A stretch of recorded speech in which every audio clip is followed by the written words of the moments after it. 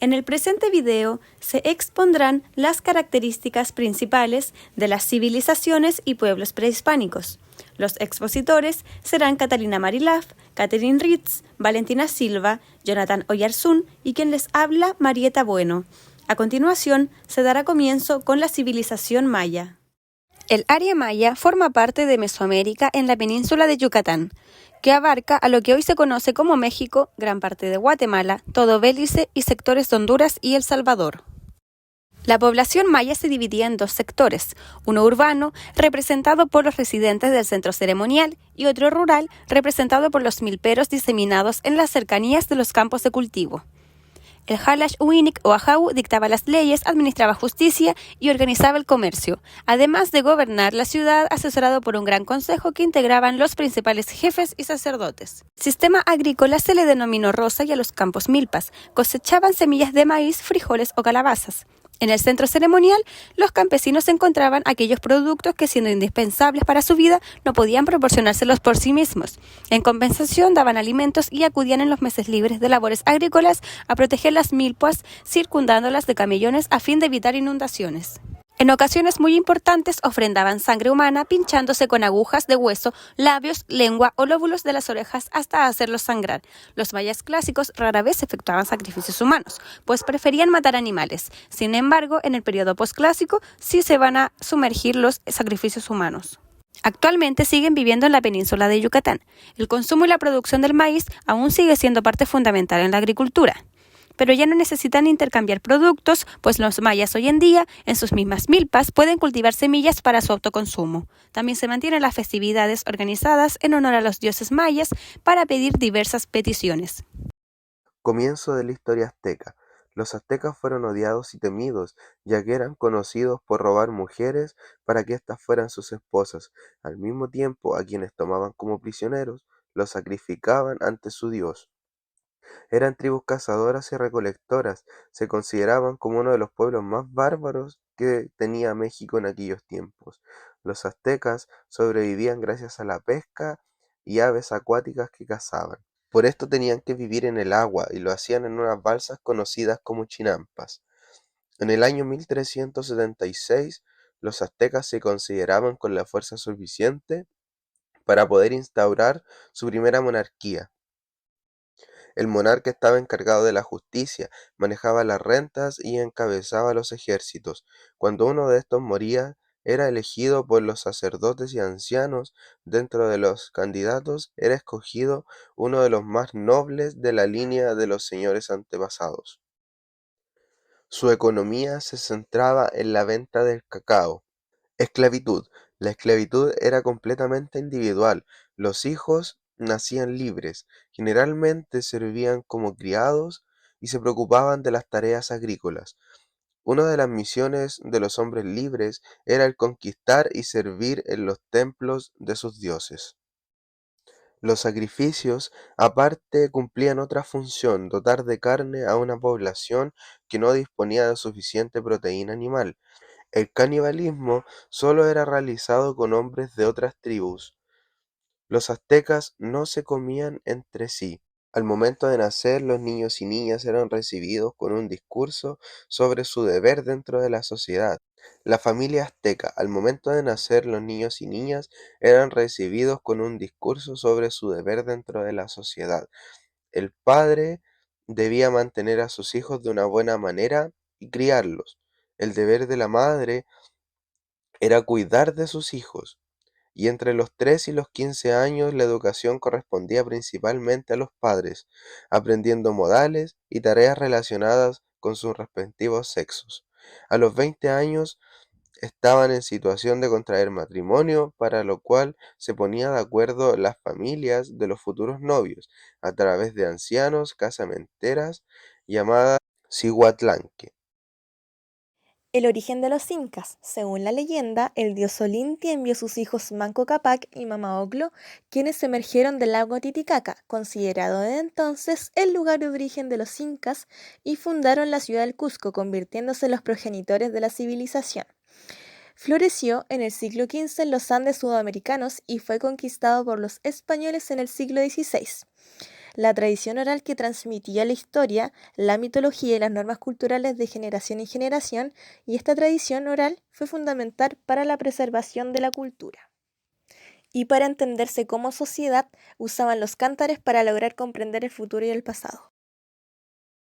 El Cusco fue la capital del Imperio Incaico y considerada el centro del mundo para los incas. Era una sociedad sagrada, llena de templos, palacios y plazas ceremoniales. Tenía la fortaleza del Sacsayhuamán, que era una importante construcción militar y ceremonial. Tenía propósitos tanto defensivos como religiosos.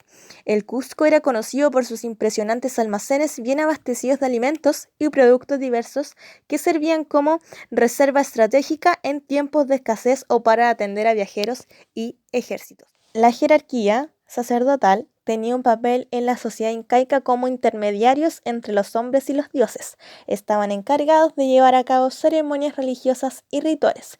Por otra parte está el recuerdo de los muertos y el culto de las momias. Adoraban a sus ancestros y los demostraban al realizar un ritual en torno a sus muertos.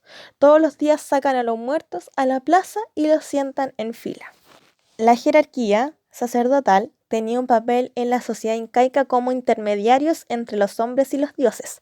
Estaban encargados de llevar a cabo ceremonias religiosas y rituales. Por otra parte está el recuerdo de los muertos y el culto de las momias. Adoraban a sus ancestros y los demostraban al realizar un ritual en torno a sus muertos. Todos los días sacan a los muertos a la plaza y los sientan en fila. La jerarquía sacerdotal tenía un papel en la sociedad incaica como intermediarios entre los hombres y los dioses. Estaban encargados de llevar a cabo ceremonias religiosas por el Inca y rituales. Por otra parte está el recuerdo de los muertos y el culto de las momias. Adoraban a sus ancestros y los demostraban al realizar un ritual en torno a sus muertos. Querían casarse, Todos los días así cada sacan a año los se hacían muertos a la matrimonios, plaza y los retirando a las sientan en mayores y fila. añadiendo jóvenes de 10 La años. jerarquía sacerdotal Si había tenía un alguna mujer papel muy en la hermosa, sociedad era enviada incaica del como Señor. intermediarios. La relación espacial y social que existe entre el imperio inca y el presente. El imperio fue conquistado por los españoles en el siglo XVI y fue desapareciendo con la entidad política independiente. Su legado cultural social sigue presente en la región andina. Muchas comunidades indígenas en Perú, Ecuador y Bolivia mantienen tradiciones culturales. Además, el idioma quechua hablado por los incas sigue siendo una lengua importante. La arquitectura inca, como la ciudad de Machu Picchu, atrae millones de turistas cada año, lo que demuestra su influencia continua en la sociedad contemporánea.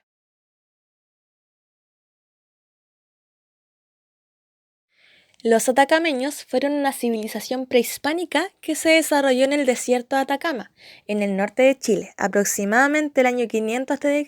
y 1500 después de Cristo. Las principales características incluyen una organización social basada en la luz, con una economía mixta que combinaba la agricultura de oasis con la ganadería de llamas y la recolección de recursos naturales. En términos de religión, los atacameños eran politeístas y veneraban a divinidades relacionadas con la naturaleza y los elementos. Se destacaron por sus avances, técnicas de manejo de agua como canales de riego y reservorios. La cultura atacameña mostró un alto grado de adaptabilidad al entorno árido del desierto y estableció relaciones comerciales con otras culturas andinas. Actualmente, sus aportes pueden observarse en las tradiciones culturales y en el manejo sustentable de recursos hídricos en la región. Rapa Nui habitan en la actual isla de Pascua.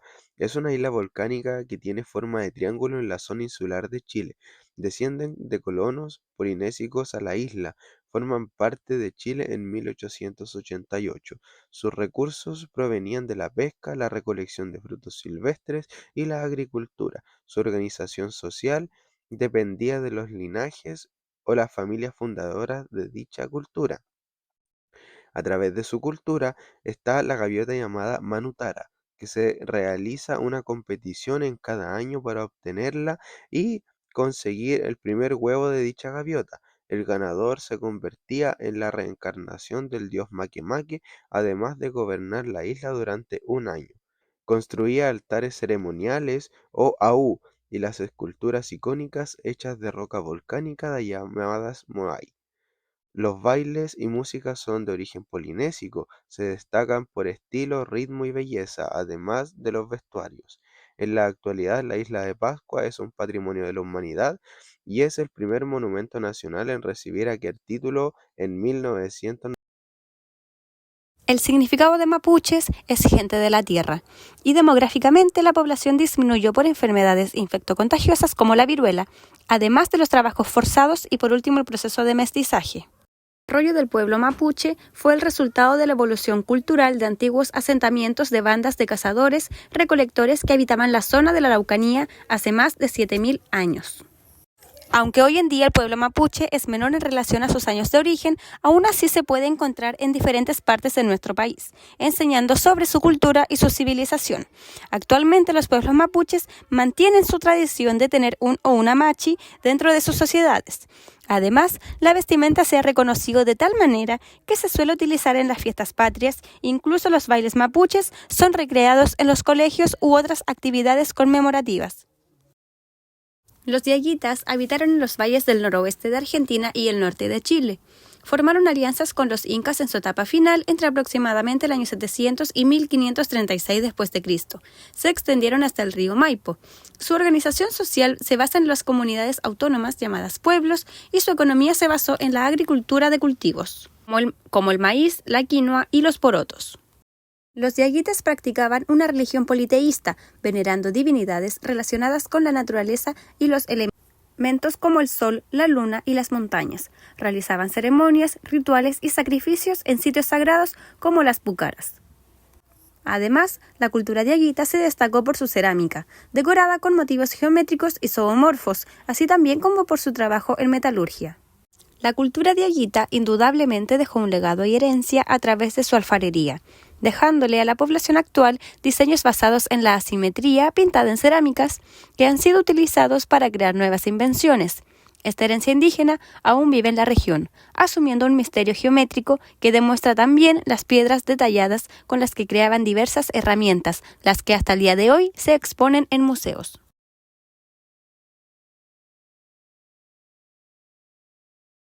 Primera fuente. Civilizaciones prehispánicas de América, de parte de Osvaldo Silva Galdames. Fue publicada en 1985, aunque su última edición fue en el año 2011. Se utiliza esta fuente como primer recurso en obtener información, porque fue recomendado como texto por el profesor Jorge Molina, ya que se ocupó en la parte de los aztecas, los incas y los mayas, es decir, la religión, organización social e incluso el tema de los dioses. Segunda fuente. Rotafolios, pueblo originario de parte de RIV Ediciones Chile. Se publicó en Santiago en el año 2014. En la Biblioteca Nuestra Señora del Carmen de la Universidad Católica de Maule se puede encontrar este material especial, aunque también tiene colección audiovisual. Incluimos estos textos porque son bastante llamativos, incluso tiene dibujos para los estudiantes. Es una buena síntesis de los pueblos originarios de Chile. Se utilizó esta información en la parte de los pueblos mapuches, diaguitas, atacameños y rapanuyis. Tercera fuente. Mapuche. Serie, introducción histórica y relato de los pueblos originarios de Chile, de parte de la Fundación de Comunicaciones, Capacitación y Cultura del Agro, FUCOA. Fue publicado en marzo de 2014 en Santiago. Se utiliza esta fuente ya que hablan profundamente de los temas dentro de la comunidad mapuche. Además se ocupó este texto ya que es más actualizado que otros, además de ser parte del Consejo Nacional de la Cultura y las Artes de Gobierno de Chile. Cuarta fuente. La cultura en México, entre la antropología y la estética. Cultura, artes y políticas interculturales en México, de parte de Jorge Tirso Gómez. La primera edición fue publicada en diciembre de 2016 en México. Se utilizó esta fuente para dar importancia a la cultura azteca y mayas dentro de México. Además, destacamos esta fuente ya que proviene de los países que se mencionaron en las civilizaciones. Quinta fuente. Chile antes de Chile.